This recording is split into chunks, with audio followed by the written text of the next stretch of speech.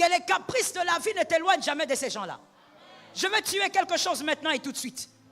Dans cette catégorie-là, bien-aimé, il y a des gens dans la vie qu'il ne faut jamais perdre. Voici ce que le diable a distillé dans le monde évangélique. Je peux perdre n'importe qui. Est-ce que moi je suis né avec lui? Tu n'as rien compris. Tu n'es pas né avec ton professeur, mais c'est grâce à lui que tu apprendras comment lire. Mais l'orgueil va faire dire quoi? Qu'est-ce qu'il m'a enseigné?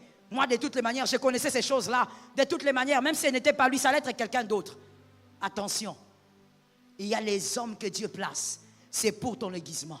Si tu les rates, tu seras un mauvais roi.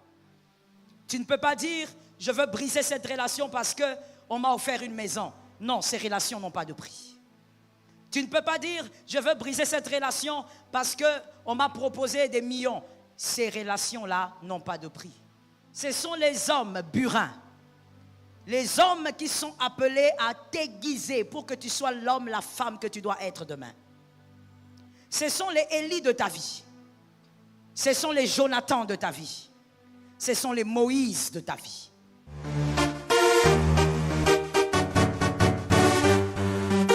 Shalom bien-aimé dans le Seigneur Jésus-Christ. Aujourd'hui la servante de Dieu Joël Gloria Cabassel, pasteur principal de l'église Assemblée évangélique Nouvelle Alliance de Kinshasa, nous exhorte à ne jamais perdre certaines personnes dans la vie. Les relations humaines sont souvent ce qui donne du sens à nos vies. Il y a des relations qui sont particulièrement précieuses et qui méritent d'être entretenues avec soin. Par exemple, les relations familiales, les amitiés profondes, les mentors, les collègues de confiance, et même les relations avec des personnes qui ont marqué notre vie d'une manière ou d'une autre. Ces relations peuvent nous apporter du soutien, de l'amour, des conseils et de la croissance personnelle. Il est important de reconnaître leurs valeurs et de faire un effort pour les maintenir et les nourrir au fil du temps. Jouer avec les relations peut avoir des conséquences néfastes. Les relations sont basées sur la confiance, le respect et la sincérité. Si quelqu'un joue avec les sentiments ou les attentes d'une autre personne, cela peut causer de la douleur, de la trahison et de la méfiance. Les relations peuvent être fragiles, et manipuler les émotions ou les intentions des autres peut les briser irrémédiablement. De plus, investir dans une relation demande du temps, de l'énergie et des émotions. Si quelqu'un joue avec une relation, il gaspille non seulement ses propres ressources, mais aussi celles de l'autre personne. Cela peut être injuste et irrespectueux. En fin de compte, traiter les relations avec sincérité, respect et engagement est essentiel pour cultiver des liens solides et significatifs avec les autres. Abonnez-vous, aimez et partagez afin d'apporter l'évangile de Jésus-Christ aux nations car il y aura plus de joie dans le ciel pour un seul pécheur qui se repent. Que la bénédiction de Dieu soit votre partage dans le nom puissant de Jésus-Christ. Amen. La relation est une liaison qui existe entre deux choses ou deux personnes. C'est un lien entre des choses ou encore des personnes. C'est ça la relation. C'est une liaison qui existe entre deux choses ou personnes. C'est un lien entre deux ou plusieurs choses ou personnes. C'est ça la relation. Galates 5,16. Galates 5,16, je veux voir tout le monde écrire, sauf personne. Merci. Galates 5,16. Je lis au nom de Jésus. Marchez selon l'esprit et vous n'accomplirez pas les désirs de la chair. Parole du Seigneur. Marchez selon l'esprit et vous n'accomplirez pas les désirs de la chair. Parmi les désirs de la chair, il y a aussi toutes sortes de relations nocives que nous aimons entretenir par plaisir. Que quelqu'un me dise plaisir. Nous aimons entretenir par plaisir certaines relations nocives. Ça fait partie des désirs de la chair. Pas que l'impudicité, l'adultère, le vol et autres, mais il y a ça aussi. Le fait d'entretenir une relation qui vous pourrit, qui vous détruit. Au nom de Jésus, ce soir, tu sors de tout type de relation pourrie. Les relations pourries, que quelqu'un me dise pourries. Une relation qui a des asticots, mais toi tu veux garder. Non, tu seras délivré de cet envoûtement ce soir. Une relation qui a des asticots, mais toi tu veux conserver. Au nom d'une certaine ancienneté et autres.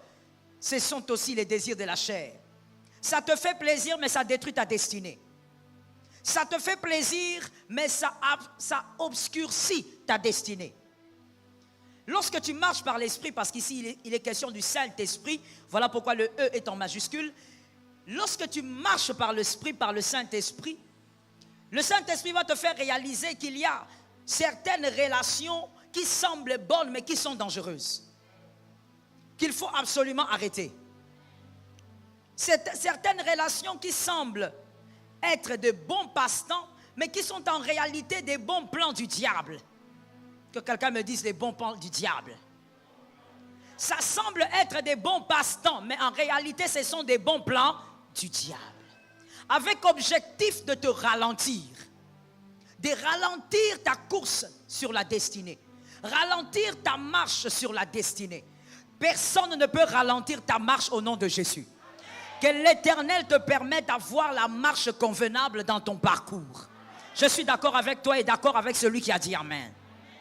Et donc, il faut faire attention avec les relations qui, quand on te pose la question, tu dis, non, ça me distrait, ça me fait du bien, cet ami-là me détend. Il faut qu'on revérifie. Que quelqu'un me dise, ce soir, on va revérifier. On va revérifier et on va redéfinir. On va revoir si cette relation-là, c'est vraiment une relation bonne ou c'est un passe-temps qui est un bon plan du diable.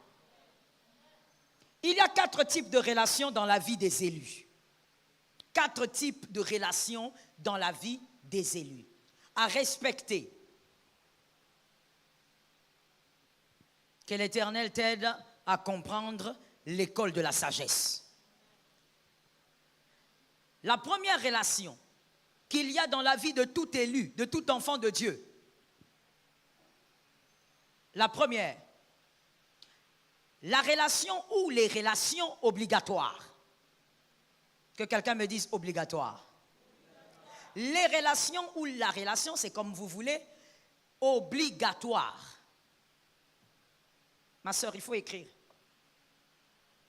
Demande à quelqu'un quelque chose pour écrire. Il faut écrire. On ne vient pas dans une retraite main vide.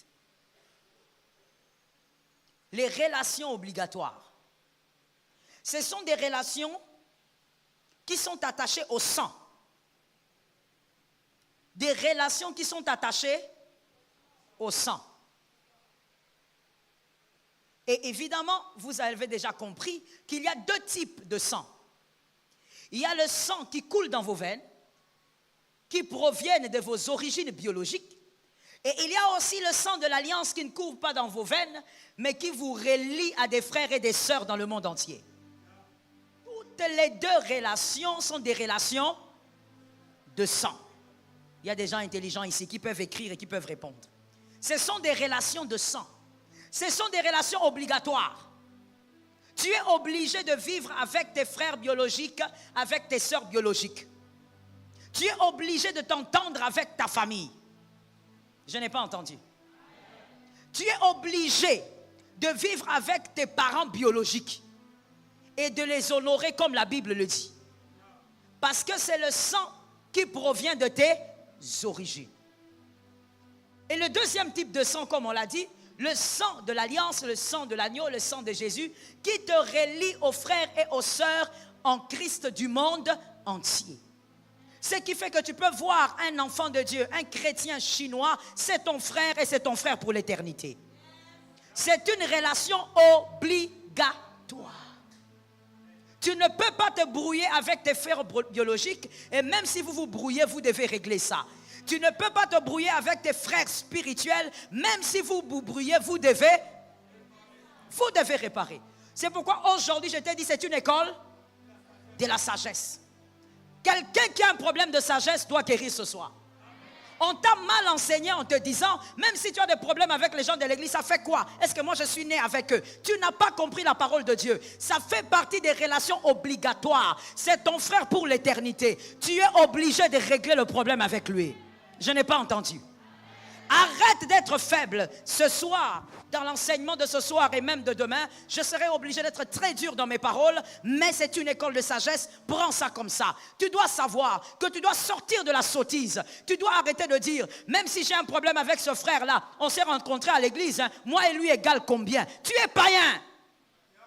Tu es païen et ajouté à cela, je mets une virgule, tu es ignorant. Tu es un païen.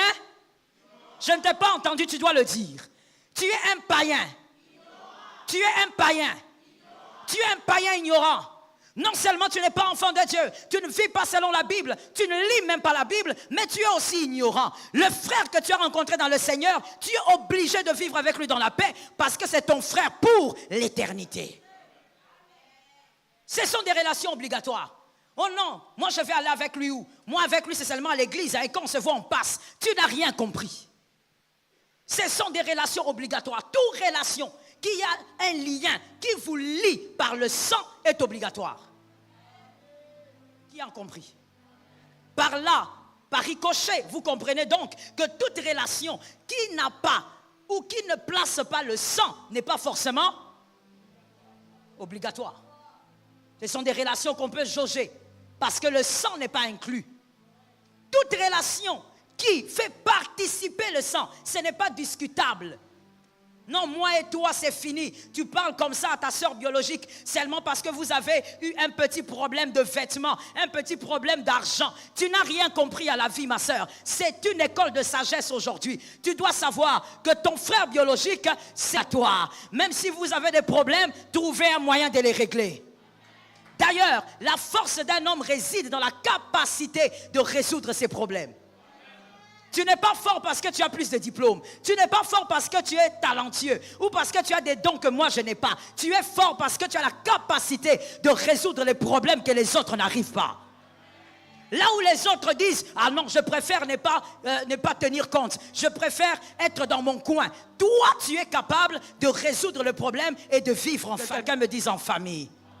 Que quelqu'un me dise en famille. Et malheureux celui qui ne comprend pas que la famille est sacrée.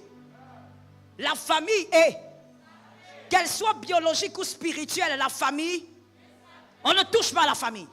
Est-ce que quelqu'un m'entend bien? Il y a des choses qu'on ne modifie pas, que quelqu'un me dise on ne modifie pas. Tu peux modifier tes cheveux, tu peux modifier ta couleur de peau, malheureusement, mais tu ne peux pas modifier ta famille. La famille est sacrée. La famille biologique, spirituelle, elle est. Voilà pourquoi c'est une bénédiction quand Dieu te donne une église locale. Ne te réjouis pas en disant, moi je n'ai pas d'église. Tu es un pigeon. Un enfant de Dieu n'est pas un pigeon. Un enfant de Dieu est un aigle. Ah, je parle aux aigles de cette assemblée. Je parle aux aigles de cette assemblée. Un enfant de Dieu n'est pas un pigeon. C'est un aigle. Il sait là où il peut se pointer. Il peut monter très haut, il descend très bas, mais il sait là où il va se positionner. Que quelqu'un me dise, je sais où me positionner. Tu es en retard, dis-moi, je sais où me positionner. Un enfant de Dieu doit avoir une église locale. C'est sa famille. C'est sa famille par le sang de l'agneau. Et laisse-moi te rappeler quelque chose que tu as oublié. Le sang de l'alliance est plus puissant que le sang biologique. Donc en réalité, monsieur, si vous devez honorer vos frères biologiques, honorez doublement vos frères dans le Seigneur. Voilà pourquoi Jésus a été capable de dire, mon frère et ma sœur, c'est celui qui fait la volonté de mon Père. Les gens certainement à cette époque ne l'ont pas compris. Ils ont dit, mais comment il peut dire ça? Marie, elle est là, donc il a renié Marie. Non, il n'a pas renié Marie, mais il nous a introduits dans une autre dimension. Les parents biologiques sont à honorer. C'est le sang. Les parents spirituels sont à honorer. C'est le sang. C'est par le sang de l'alliance que tu as ces parents spirituels. Sans le sang de l'alliance, il ne les aurait pas. Et donc, mon frère, ce sont des relations. Ah, voilà les gens qui me suivent. Des relations obligatoires. On ne négocie pas avec. On ne regarde même pas deux fois si on peut vivre avec ou pas. On vit avec. Et s'il y a le mal, il faut enlever le mal. Qui a compris? Lorsque quelqu'un va en guerre, un soldat va en guerre, et que malheureusement, il y a une balle qui l'atteint au niveau de sa jambe, et que la jambe commence à être endommagée gravement, on dit qu'on doit amputer. Voilà les gens qui me suivent. On doit amputer. Pourquoi? On ne veut pas qu'il meure. Ça ne doit pas atteindre les autres organes. On préfère encore qu'il vive, mais avec une seule jambe. Quand ta famille a des problèmes, ampute les problèmes. J'ai pas entendu. Quand ta famille spirituelle a des problèmes, ampute le problème. On ne se tue pas parce que la main est pourrie. Que quelqu'un me dise école de sagesse. On ne se tue pas parce que le pied est pourri. Quand le pied est pourri, on le coupe. On ne se tue pas. On ne dit pas comme le pied est pourri, c'est fini, ma vie est terminée. C'est ce que généralement tu fais avec ta famille et même avec la famille de Dieu. Non, j'ai des problèmes avec Ézéchiel, donc moi je reste dans mon coin. Tu es faible. Tu es faible. Je le répète encore, tu es faible. Et tu es ignorant. Celui qui lit la Bible sait que c'est une relation obligatoire. Lorsque nous serons enlevés, tu regarderas à côté de toi et tu le verras. En train de monter au ciel avec toi. Tu ne peux pas aimer le ciel et ne pas aimer ton frère dans le Seigneur. Tu es un menteur. Tu aimes un ciel illusionnaire. Celui qui aime le ciel aime ses frères biologiques, aime ses frères spirituels. Ce sont des relations obligatoires. On ne négocie pas. Est-ce que quelqu'un m'a entendu? Voilà pourquoi tu dois prier pour ta famille. Tu dois prier pour tes deux familles. La famille biologique et spirituelle. Tu te mets à genoux, tu pries. Parce que c'est ta famille. Je crois qu'il est temps que nous aussi, oh, je le redis encore, nous aussi Congolais, nous puissions aimer certaines choses. Et aimer ces choses sans discuter. Aimer ces choses sans négocier. Si aujourd'hui il y a des gens qui volent en désordre, qui volent notre nation en désordre, qui dilapident l'argent en désordre, c'est parce qu'on a grandi avec des antivaleurs. C'est-à-dire, je peux manger même si mon frère meurt de faim. On ne joue pas avec la famille. Je n'ai pas entendu les amens. Ton amen est lépreux, donne-moi un amen. On ne joue pas avec la famille.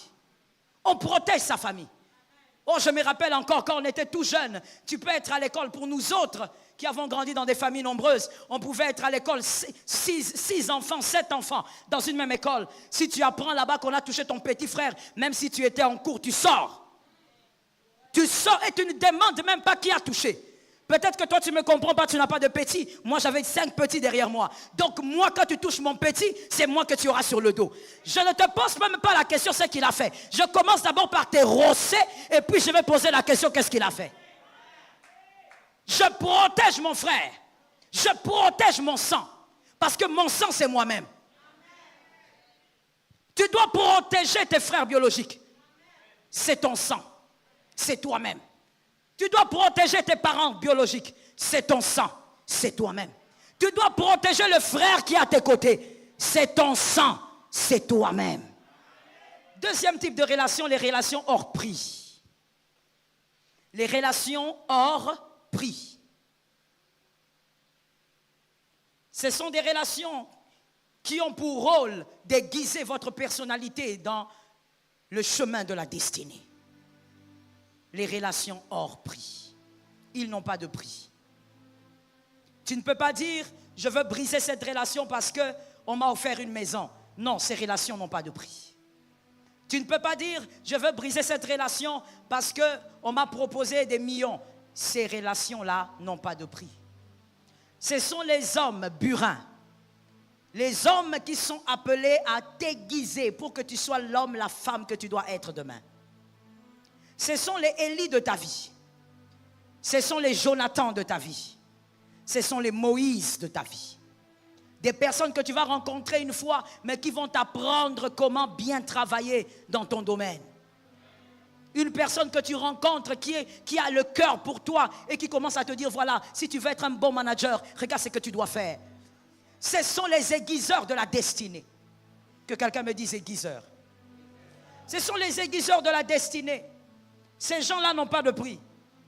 Ce sont des personnes qu'il ne faut pas perdre dans la vie. Ce sont des personnes qu'il faut garder même à distance. C'est-à-dire que même si vous n'êtes pas dans le même pays, mais gardez des très bonnes relations. Les aiguiseurs de la destinée peuvent vous aiguiser toute la vie. Ah oui, il y a des gens qui t'édifient aujourd'hui, même après 30 ans, il va continuer à t'édifier. Il y a des gens comme ça. Quand Dieu te donne, c'est que tu es béni. Quand Dieu te donne des hommes comme ça, c'est que Dieu t'a vu. C'est que Dieu te connaît. Je parlais à quelqu'un. C'est que dans la liste de Dieu là, toi tu es dedans. Quand Dieu te donne un homme, une femme comme ça, c'est que Dieu t'a tellement aimé. Il te donne quelqu'un qui va te prendre, te sortir de la brousse et qui va enlever la brousse de ta tête pour faire de toi un roi. Ça tombe sur les fils de la maison. Quelqu'un qui va te sortir de la maison de Mardoché, une maison bizarre, façon, qui va te sortir de là et qui va te positionner, qui va t'apprendre comment marcher, qui va t'apprendre comment te parfumer, qui va t'apprendre comment on met le make-up, parce que tu dois être reine demain. Des gens qui n'ont pas de prix. Que quelqu'un me dise, Seigneur, aide-moi. Oui, quand tu as dit ça, est-ce que tu as compris ce que tu as dit? Tu as dit, Seigneur, aide-moi pour que tu ne perdes jamais ces gens-là. Que les caprices de la vie ne t'éloignent jamais de ces gens-là. Je vais tuer quelque chose maintenant et tout de suite. Dans cette catégorie-là, bien-aimé, il y a des gens dans la vie qu'il ne faut jamais perdre. Voici ce que le diable a distillé dans le monde évangélique. Je peux perdre n'importe qui. Est-ce que moi je suis né avec lui? Tu n'as rien compris. Tu n'es pas né avec ton professeur, mais c'est grâce à lui que tu apprendras comment lire. J'ai dit c'est école de la sagesse. Certaines choses, je ne veux même pas les expliquer. Mais si tu écoutes un peu, tu vas capter la sagesse là derrière. Oh, moi, je ne suis pas né avec lui, même si je me sépare de lui. Ce n'est pas la première personne que je vais quitter. Tu n'es pas né avec ton professeur, mais c'est lui qui va t'apprendre comment lire. Et s'il ne t'apprend pas comment lire, tu seras illettré, ignorant, analphabète. Tu ne peux pas avoir cette sottise dans la tête et dire, de toutes les manières, même si je le quitte, j'ai déjà quitté beaucoup de gens. Il y a des gens qu'on ne quitte pas. Je suis d'accord avec cet amen-là. Toi, sois délivré. Toi, sois libéré. Toi, n'entre pas dans ces obscurités. Que le diable ne t'attrape pas. Il y a des gens qu'il faut refuser de perdre à tout prix. Tu refuses. Tu dis ça là, même si le problème est en train de me chercher, c'est moi qui veux trouver le problème. Mais je ne quitterai pas cette personne. Est-ce que quelqu'un m'a entendu? Voilà pourquoi la Bible dit, l'humilité précède. Un enfant de Dieu doit être humble. Dis à ton frère, sois humble. Non, tu as parlé à toi-même. J'ai dit, dis à ton frère, sois humble. Il faut être humble dans la vie. Pour reconnaître que je ne peux pas perdre Léonel, je dois être humble. Je dois couper un peu mes ailes là, mes aiglons là. Je dois les couper. Pour reconnaître que je ne peux pas perdre cette femme dans la vie, il faut que je sois humble. Sinon, mon entourage et ma chair vont commencer à me dire, qu'est-ce qu'il y a? Ça fait quoi? Est-ce que c'est la première personne que tu quittes? Ben, tu peux la quitter aussi. Ta vie continue. Est-ce que tu es né avec elle? Ça, c'est l'orgueil qui va te détruire. L'orgueil qui va te désorienter. Laisse-moi t'expliquer, et je dis c'est l'école de la sagesse. Ces hommes-là ressemblent à des pions sur la table d'un jeu d'échecs. Ce sont des pions qu'il ne faut pas déplacer n'importe comment. Celui qui connaît le jeu d'échecs comprend ce que je dis. Quand tu déplaces les pions n'importe comment, tu risques même de brouiller le jeu et tu risques même de perdre. On ne bouge pas les pions sur un jeu d'échecs n'importe comment. Il y a des pions qu'on garde là. Voilà. La reine, on ne la bouge pas. Elle doit rester d'abord là. Parce qu'elle a la capacité de te permettre de gagner des points. On ne la livre pas comme ça. Il y a des hommes et des femmes dans la vie qu'il ne faut jamais perdre. Toi-même, tu te mets à genoux dans ta chambre, tu dis, Seigneur, aide-moi à ne jamais perdre les hommes de ma destinée. Est-ce que quelqu'un m'a entendu? Tu dis, Seigneur, ne me permets pas.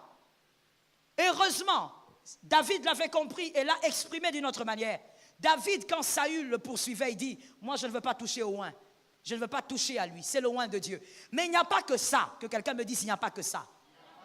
Il y a le fait aussi que David avait compris, cet homme-là, moi j'étais un broussard. Oh God, l'humilité, l'humilité, l'humilité. Fils de ma campagne, soyez humble. Soyez humble. Il dit, David reconnaît, il dit, j'étais un broussard moi. C'est Saül qui m'a appris comment manger à table. Mon père n'avait pas le temps pour moi. C'est Saül qui m'a appris comment on mange devant les sujets. C'est Saül qui m'a appris comment on prend... Oh my God. Rappelez-vous de ce récit où Saül dit à David, prends mes armures. David a porté. Et après cela, qu'est-ce qui s'est passé? Je ne suis pas. Mais au moins Saül a fait quoi? Il a donné. École de sagesse. C'est lui qui a compris la sagesse derrière, ça a compris.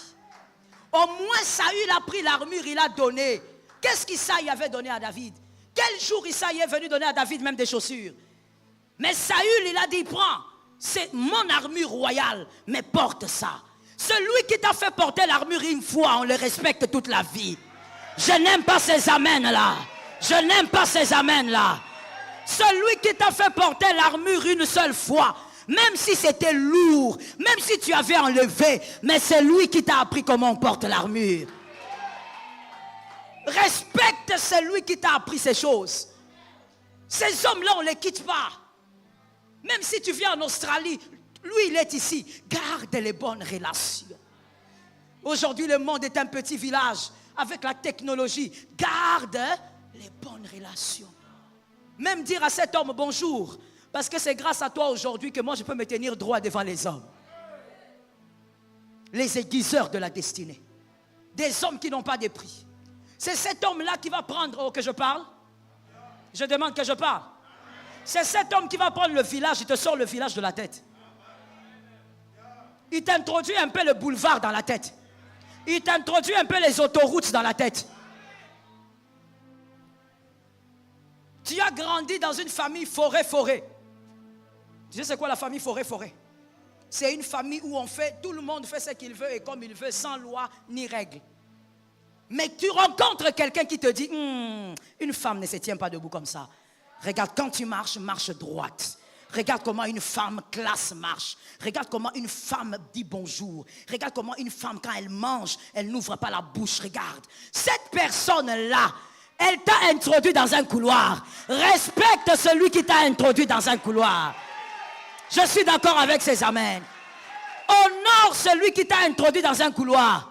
Oh, tu ne savais pas comment tirer les cheveux. Quelqu'un t'a appris comment tirer les cheveux. Respecte la personne qui t'a mis dans un couloir. Est-ce que quelqu'un entend? Mais l'orgueil va faire dire quoi? Qu'est-ce qu'il m'a enseigné? Moi, de toutes les manières, je connaissais ces choses-là. De toutes les manières, même si ce n'était pas lui, ça allait être quelqu'un d'autre. Attention. Il y a les hommes que Dieu place. C'est pour ton aiguisement. Si tu les rates, tu seras un mauvais roi. Je peux pas. Mais l'orgueil va faire dire quoi? Qu'est-ce qu'il m'a enseigné? Moi, de toutes les manières, je connaissais ces choses-là. De toutes les manières, même si ce n'était pas lui, ça allait être quelqu'un d'autre. Attention. Il y a les hommes que Dieu place. C'est pour ton aiguisement. Si tu les rates, tu seras un mauvais roi. Je dis, c'est l'école de... David a été un bon roi parce qu'il a eu un bon coach. Un bon coach peut échouer dans son parcours, mais faire des bons rois. Un bon coach, il est un bon coach. Mais lui, par rapport à sa destinée comme Saül, il n'a pas réussi. Il n'a pas réussi à être un bon roi. Mais il est capable d'être un coach qui place des rois excellents sur le trône. Est-ce que quelqu'un m'entend? Il faut arrêter de dire, non, moi c'est vrai qu'il cet homme-là m'a beaucoup donné, mais attends, regarde sa vie. Il a échoué dans le mariage. Moi j'ai un mariage stable. Mon frère, attention. Tu as un mariage stable parce que cet homme-là, un jour, t'avait donné un conseil. Même si lui, il a échoué, il peut être un bon coach. Je parle, que quelqu'un dise école de sagesse. Écoute, les fabriqueurs des rois n'ont pas forcément les meilleures destinées. Quelqu'un peut avoir une destinée qui semble brisée, mais c'est un grand fabriqueur des rois. Si tu te soumets à lui, il te taille, tu deviens un roi comme personne dans ta famille. Est-ce que quand je parle de royauté, quelqu'un comprend? Je ne parle pas d'une chaise physique, je parle de ta royauté selon le domaine de ta prédilection. Il y a qu'il ne faut jamais perdre. Même avec l'arme, il faut rester avec. Est-ce que quelqu'un m'entend? Si tu rencontres ta Naomi, ne la lâche pas. Même si elle te dit, je n'ai rien à te donner, ok, on part quand même. Même si elle te dit, reste ici, tu dis, on part. On ne lâche pas Naomi. C'est en restant avec Naomi que tu auras ton Boaz. Est-ce que quelqu'un m'entend bien? Je veux même te dire quelque chose par rapport à cette histoire. Ruth n'a pas eu Boaz seulement parce qu'elle était belle. Ruth a eu Boaz parce qu'elle glanait. Mais qui a appris à Ruth à glaner? Les hommes hors prix. Qui t'apprennent comment... C'est lui qui t'a appris comment prier. On ne l'oublie pas. Oh God! C'est lui qui t'a appris comment tenir le micro. Regarde comment ton amen est lépreux. Celui qui t'a appris comment tenir debout, prier pendant 30 minutes, on ne l'oublie pas. Parce que par la prière, tu peux engendrer les Samuel. Ça tombe sur un fils de la maison. Shalom bien-aimés dans le Seigneur Jésus-Christ. J'espère que vous avez aimé cette vidéo. Abonnez-vous et partagez pour porter l'évangile de Jésus-Christ aux nations, car il y aura plus de joie dans le ciel pour un seul pécheur qui se repent. Merci de faire partie de notre famille Wonderful Jésus-Christ.